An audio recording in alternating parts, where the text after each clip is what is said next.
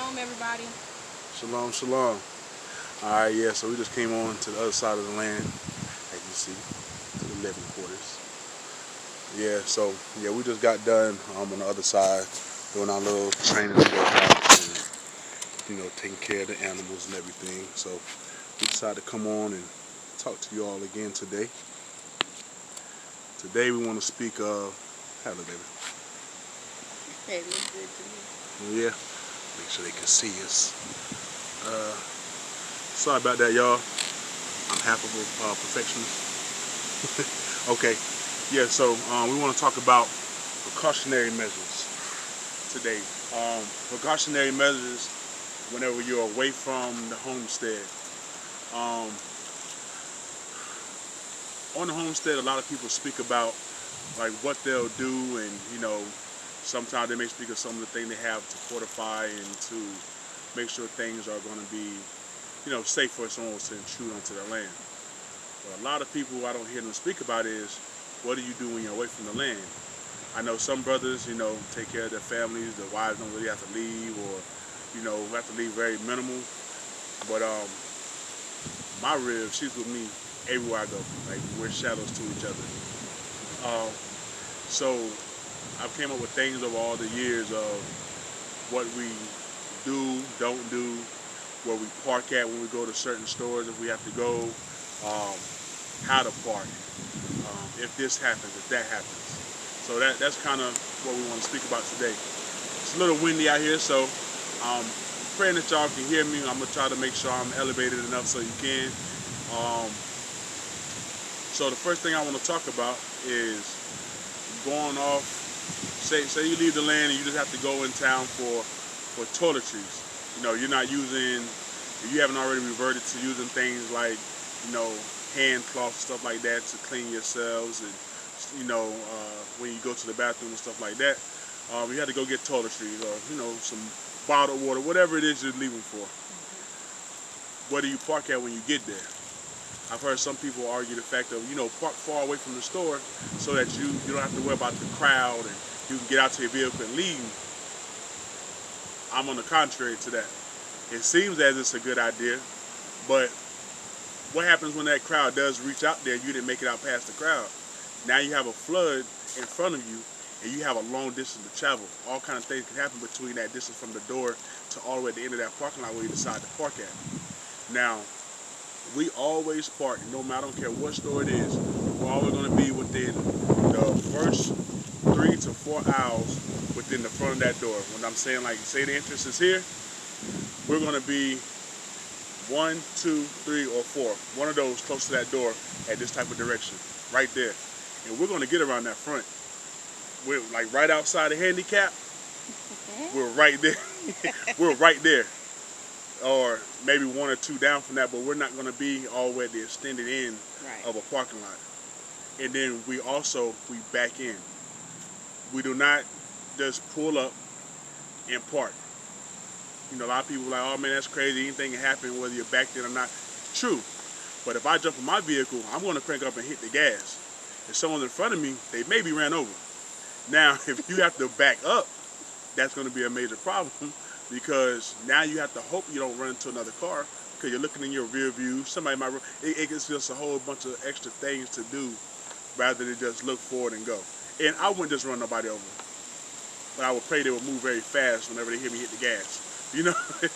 So to me, that's very important where you park at, because you want to get to, say you're concealed, or just your shotgun, whatever it is for your protection is in your vehicle. You don't want to have to run to the end of a parking lot to go get that. You don't want to be walking out and there's not even a frantic, nothing really serious going on. You don't want to be out there and it may be, done got dark. You come out and some crazy is out there. Today is the day he decides he wants to shoot up a parking lot, and you can't get to your stuff. You just diddling all the way down to your car. Didn't know he was over there. It can happen to you parked closer to the door, yes, but your reaction time shouldn't take as long with your vehicle like two parking spaces from the door. You'll get there quicker. You can return fire. You can just take cover. Whatever you need to do is easier as long as you're by your vehicle. Leave, right. So, I mean, I'll take cover behind any vehicle. If it got down like that, and my car is 3 spaces away from the door, and he starts shooting at the 1 space, I'm behind whoever's car it is. But yet my car is 2 spaces down from there, and we can get to what we need to make sure we can protect ourselves, like my rib said, to get on out of there, or we have to, do what we have to do to make sure we're going to get out of there. Another thing is, what's the sister Facebook name? His lady? Yes, his lady Johanna. Yeah, his lady Johanna. You gotta speak up for him, baby. His lady Johanna. She posted a video that they did. Like, we have cell phones. That's cool. But if there's a quick emergency, you might not be able to get that cell phone out to look for the number and whatever, dial it, whatever you got to do to get to it. Or you may drop your phone, or I don't know. You know how sometimes the signals, depending on, No, you good, baby. Go ahead, go. Sometimes certain stores, if you go too far back or whatever, the signal drops. Trash, and, right. And you can't do anything. You can't make a phone call or anything that you need to do. So. Okay. Yeah. So what we do, what she did was show the walkie-talkies on their page, on their Facebook page, and I have a walkie-talkie. I have a high power one that goes a good about 50 miles or so, but that's like for real bad emergencies and things go out. I never thought about getting like a regular 5 or 10 mile walkie-talkie though, just for in case emergencies such as like what she showed in her video. They went, I think she was at some store. I think she was in Walmart. She was in Walmart. Okay, so she was in Walmart, and she sold her walkie-talkie. Matter of fact, we brought ours out here. Simple walkie-talkies. Got ours off Amazon for like $19, $20. They're loud. Power on. 7. You turn it up. They also come with little earphones you can pull up and put it in your ear so no one can hear what's going on, what you're speaking about. But she showed how if she walks in the store, like I'm crazy about letting my lady go in stores alone. But they showed, she walked in the store to grab a few things, and he secured the parking lot basically, which to me that's a smart thing too. He can make sure there isn't no danger, and if there is, he can let her know before she came out. He could have told her. Right. Well, and that's pretty much what they showed. She turned on her walkie-talkie, spoke to him as soon as she clicked on. Right, let him know she was okay. Right. And he was right there on the other end and say, okay, baby, then forward, do your thing. So we ordered ours immediately. I loved it. I'm like, oh yeah, that's real smart. Because a lot of times, my baby, she'd rather sit out in the car sometimes. Baby, I don't feel like walking in the store. Okay, cool. Walmart sometimes can be I don't know. I used to like going to Walmart, but now it's like, it's just crazy. So sometimes especially if it's just something real quick that he's going to grab, or, and we've already been running around, sometimes I will sit in the car, or sometimes he may sit in the car, which is very rare. But, yeah, sometimes I'll sit in the car and he'll go run in and... Yeah, I sit in the car on something like she want to run to Family Dollar. It's a little store, but something big, I'd rather go ahead and run on in if she don't feel like getting out. And she'll secure the parking lot. She knows it, and then when she's in the vehicle, she knows windows rolled up, AC on, whatever needs so she can be comfortable. Music, if it's on, very low, so she can hear anything that's going on around. She can keep eye, and nobody can just come in. Yeah, somebody can break the window and get in, but when the window's down, you hanging out, just chilling, somebody can stick their hand in there. It's different, and she's secure when she's in the vehicle. Best believe that. So, and then she can check on me on the inside, make sure I'm safe. What else? Yeah, so that's like anyone who actually is out and go around, and they always have the real with them. These walkie-talkies for she could want to just go to the bathroom. Hey, babe, you go ahead and get the whatever you're getting. I gotta go to the bathroom. I can't hold it. You want to try to make the time short as you can in the store. So we both can walk to the bathroom and make that time longer, or you can go ahead, contact me on the walkie if there's any type of problem, because I'm going to get there, and I can go ahead and handle whatever I need to, and we can meet back up and go ahead and get on out of there. Right. What's another thing? Oh, But also, you gotta speak louder. also, whenever we do go to the store, and we try to always park in the same, like he was saying, within the first 3 to 4 rows, and that's because I think you forgot to add this one. Like if something is going on, there is an emergency, something going on inside the store, outside the store. When we come out, we don't have to try to remember where we park, because if you're parking here, there, and everywhere, every time you go to the store, knowing you're going, this is the same store you always go to. Right. We know when we go to Walmart, we park on the grocery side Every time. right, with the vehicle back then, so that when we come out, we automatically know this is where we park. We don't have to be like, okay, I don't remember if did I park on the other side of Walmart today, or did I? We always park on the grocery side, truck back then. So if anything going on, bam, we know exactly where to go. See, I forgot to mention that. But these are where you have the precautionary measures. Once you do something so many times, back to back, it's just like learning how to fight. It becomes a muscle memory. Same thing with the mind memory. When you do certain things so much, it's a tick, and you don't have to think about it.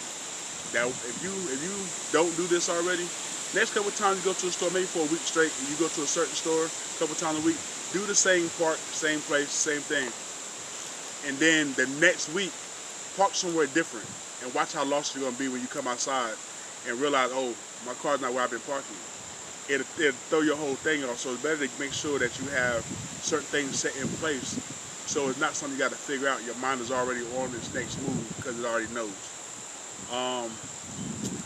One of the other things, like Mama Bear, she showed y'all on Facebook, I got these, right? I'm probably going to start selling them on our website, www.foreverlegacy.com. These little blades, they come with a tight paracord, real sturdy, and no one ever know what that is. It clicks right in. If there's a problem, pop that thing off. You don't have to have any other blade on you. By the time you swing this or do something with it, put it between your knuckles, whatever, automatic protection for you and for your wife. And if both of y'all know what y'all doing with it, it's gonna be real bad for whoever tried to come up on both of y'all. And also, I'm always gonna keep a dagger on me. Always. Firearms are okay. I'm an up close and personal type of person. Guns are good for far away, but when somebody gets a certain distance close to you, the gun thing might not work. Especially the kind of training you already done missed them about 4 times. By the time they close in on you, now what do you want to do? What are you going to do? And if your fists aren't swift enough, you might need something extra. That's where a little dagger or a karambit, I didn't bring mine out, or the very small blade. It's something to help you against an assailant. Because one thing about it, they show in movies all these nice fighting moves and all this, defense and all that. That stuff is not really going to work the same way it looks in movies in real life. You want to, I don't like to sound too crazy, you want to eradicate any threat. You don't want to be playing with them and giving them time to figure out what they're going to do to you next. If somebody run up on you, it's life or death, and my rib's going to get away, even if I don't. But they're going to wish they didn't run up that day, because if I go down, they're definitely going to be down before me. So that's important. Have something on you. Everyone can't get, a concealed and carry. Some people can't even get firearms because they are felons. But you can definitely carry a blade. You want to make sure it's a legal length. All my blades, I make sure kind of like in plain sight, the big ones. Because if you wear it on your belt, it's not concealed, and it can be a whole machete. The police will never stop you, can't really mess with you. And I'm always in work clothes anyway for the most part, because we're always on land working. Every now and then we can get dressed up, but usually we're working, so I'm always in work gear, looking like I just got done cutting out some stuff in the woods anyway. They'll never mess with you. And again, it'll protect you and your wife, your children, any other family that may be with you. What else? And don't just have it. If you're gonna get blades, daggers, or anything, if you got a nice tree out there in your land, work with that thing. Go on some videos, look at how you wield swords, or everything ain't gotta be a paid class where you got to go. It's not true. So a lot of warriors back in the day, they didn't have YouTube and a whole bunch of paid classes and camps, but they was killing and taking over cities and monuments and all that stuff because they was out there trading each other up. There wasn't no specific way. But as long as you can throw that sword or that staff or that ninja star with precision and actually do damage, you're going to be okay. But you got to actually practice holding that. You can't take it the first day out there and there's a real threat and think you're going to, you might slice somebody, it's a blade. It's going to do some type of a damage. But when you do it the right way, it's going to eradicate the threat. That's what you want. You want to live. I don't want to stay on that too long because it makes me just seem extra violent. I'm very serious when it comes to my rib and my family. It will get very dangerous if I feel like there's an actual threat. I'm a pretty big guy. I don't think anyone would just, want to just run up on us, but everybody's not scared and some people are just crazy. It's going to be very bad though. Our 3 oldest, they're not on the land and, I put this into them, but, they're like most children that's of this modern, thing. We weren't born we weren't raised in the truth. But as soon as I knew it, been doing it all going on almost 10 years. Been living this. I gave it as soon as I started learning. I was giving it to them, giving it to my family. They were already, like how children are. So my family is gonna always be protected, and if they were here, they would get the more and more training. But and anyone that has children out there, if your children have already kind of went on their way and stuff like that, when you talk to them, drill it in their heads, because that's what I do with mine every time I get around them or I go visit them. That's what we do. I drill it in their head. They get tired of hearing it, but these like I say, I keep sowing the seed because I want them to be safe. They understand me, but they get tired of hearing me talk. So hopefully y'all don't get tired of hearing me talk. What else?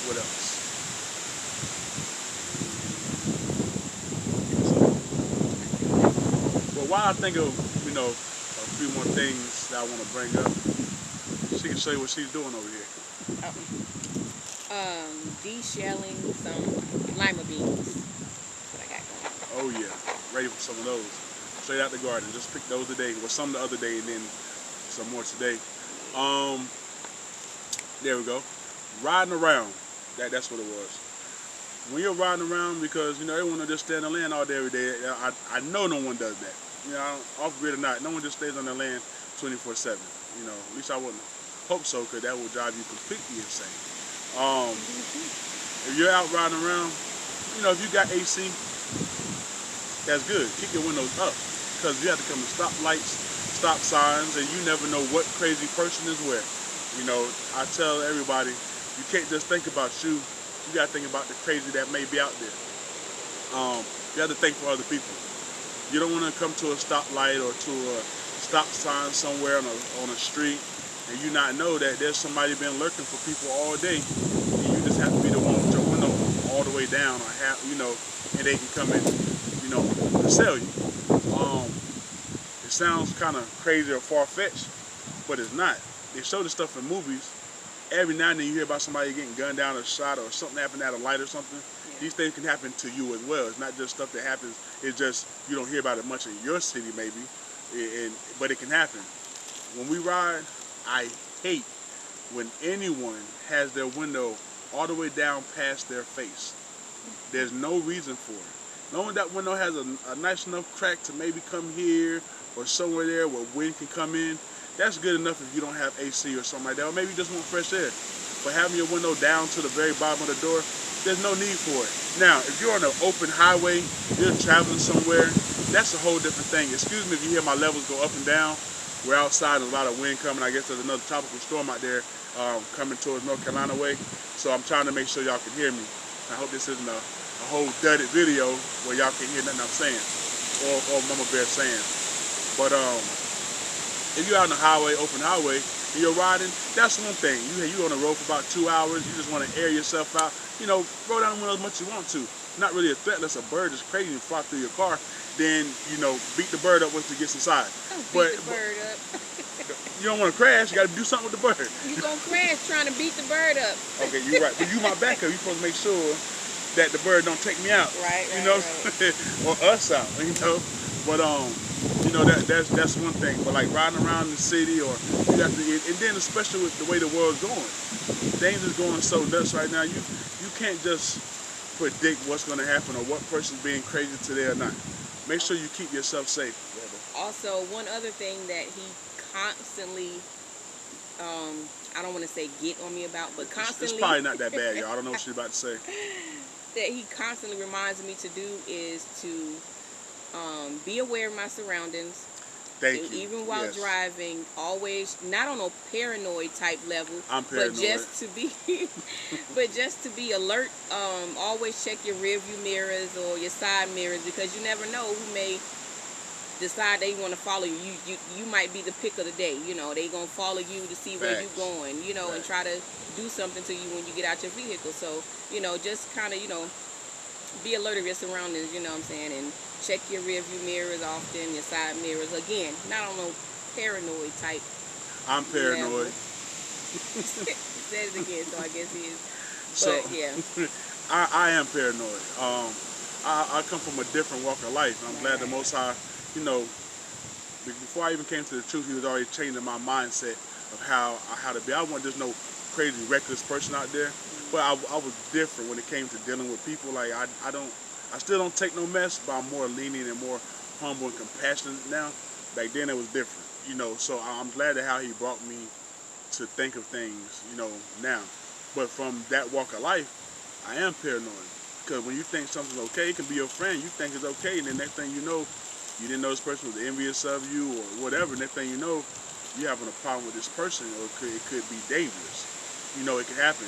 So of course I'm not going to just take my chances with people I don't know at all, who just happens to, you know, be in the world that I'm living in also. You're driving around, all our cars, you know, we have a community outreach car club. You know, we actually have a page on Ride and Clean. We also have a social club through that called Good Deeds that we run through. We do a lot of stuff for the community. Well, we've moved onto our land now, but we still go back to that city and those towns. You know, we have to drive a long way, you know, but we go still to do things for the community and for people that we can help. And one of our things is that we do the street cleanups, food give backs, and we also do the street patrols every now and then.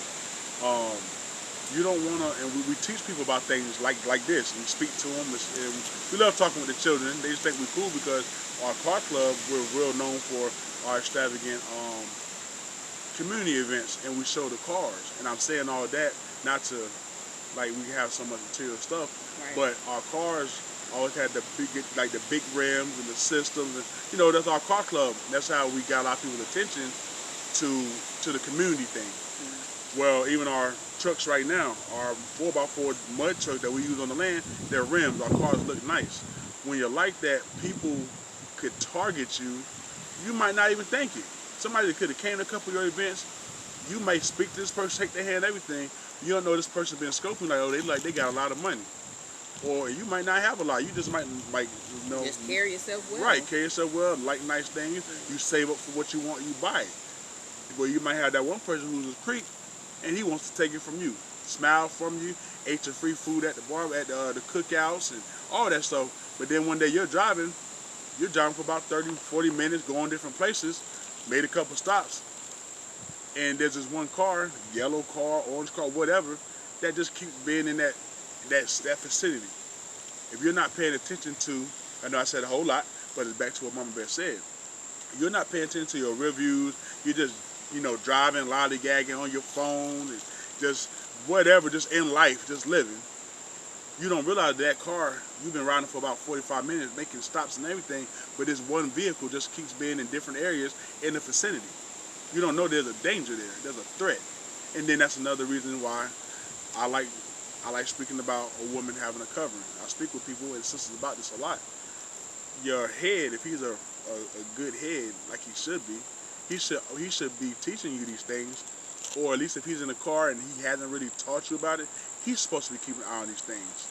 Or if your father was in the home, he should have taught you these type of things. An uncle, an elder, anyone should have taught you these type of things, because you don't want no one to be a threat to you that you didn't know was a threat simply because you were not paying attention. Simple thing, pay attention. When you're driving straight, you got to pay attention to the road, but you also, something flipped my nose. Excuse me, y'all. You also have to pay attention to your surroundings as well. When you're walking, you can be in the store. You can be walking from the store. Whatever. Everybody don't have vehicles. If you have to walk alone, hopefully you have a weapon on you. Man or female. Man or woman, excuse me. Female or male. Make sure you have something on you and you're always looking around. Turn your head. It doesn't take much to do that. Just make sure that there's not a threat. I don't care. It could be a dog. At least you'll know that dog is there and it's watching you. You know that you need to, be precautious at that point and make sure it don't run up on you. Whatever it is, look around and she is right.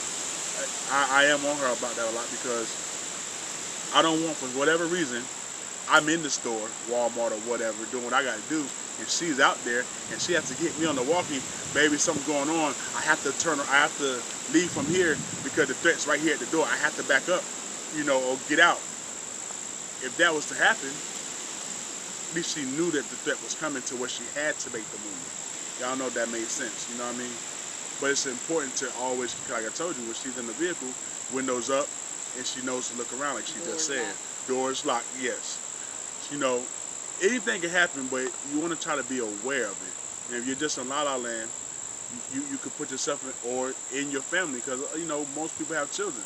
So everything I'm speaking about, my brain is always thinking about the woman and the children. Because the children, 9 times out of 10, if the father goes inside, maybe the sons might go in with the father, but 9 times out of 10, the daughters are going to stay in.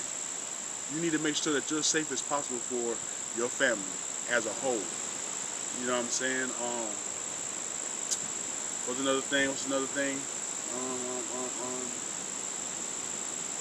If you were to happen to be out, and this is for sisters and brothers, if you're out, say you're riding, you can catch a flat tire. It's starting to get dark outside. What do?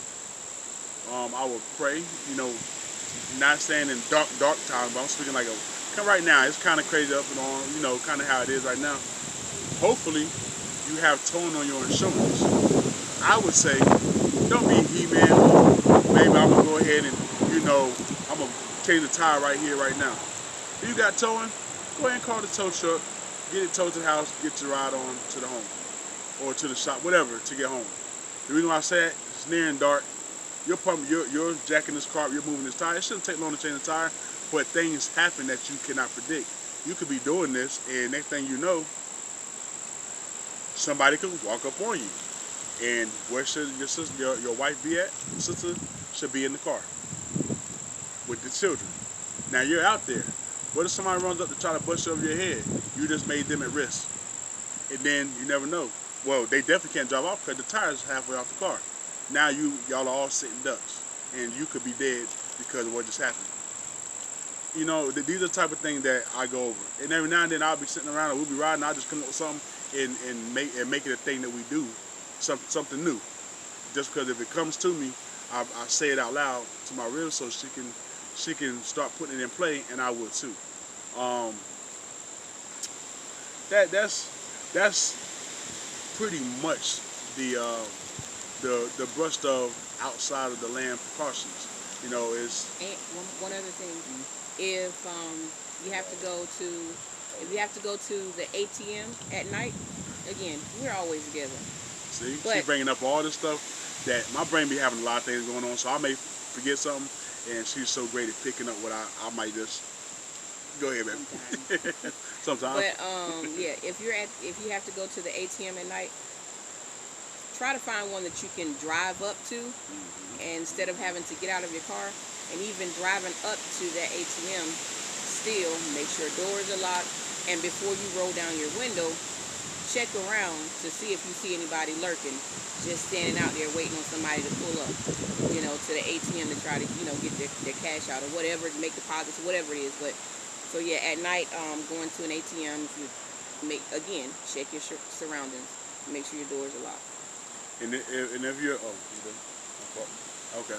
And if you're a single sister, I will pray that to have whatever monies or whatever I know sometimes you can forget things, but I pray that you would know to have the thing that you need like that, earlier in the day. You need to go by the ATM, do it during the day. Sometimes schedules can get hectic, you may forget, If you forget and you don't necessarily need to make that deposit that night or need to go get it, if it can wait till the morning the next day where there's traffic and people moving, not saying the people moving makes it just safe for you, but it makes it safer. Because I would think that most normal people, even a crazy assailant, they wouldn't want to do it where everybody can just see them do it. They would try to be sneaky. So if it's daytime, you're safer than at nighttime, regardless, period. Because again, I happen to know a lot of sisters have children, even if they're single mothers. You don't want to have you and your children out there at night at all, because you put all of y'all at risk. And even if you have a head, he should go and leave y'all on the land. My river goes me everywhere. But if you have children, you should probably leave your wife at home if you just have to go make that deposit, because you should know that they're safer on the land than having to go out. You know what I mean? That's how I feel. It's not like everything I say is right. It's just how I feel and our precautions. Thank you for bringing that up, because that's a very important one also. You know, that's pretty much it. There's other little things, but I don't want to get. Those are just like broad things for everyone to be safer when they leave out. Now there's certain things that we have that we kind of go over, but that's for us. Can't give you our secrets, because we never know who's watching that may be near, may see us and be like, well, we know they have this or do that, so we're gonna try to give them this angle. So we'll keep some of our secrets to ourselves. But those right there are like the main broad ones that almost anyone can just do. Self-defense, I'm going to always speak about that or try to throw that somewhere in there, because that's a great thing, period, for when you leave the land to have in your repertoire for your precaution. Because if someone runs up on you, hopefully you don't just stand there and let it happen. You got to be able to do something. And watching a couple videos and not actually practicing it is not going to be it. You have to actually work that thing and put it to work. You know what I'm saying? You gotta get shit done, like Brother Chris say. Also, I know I don't want to keep this talking, but I was speaking about Brother Sar last time. He does a lot. He does a lot on YouTube as for the bus system. There's right now you can actually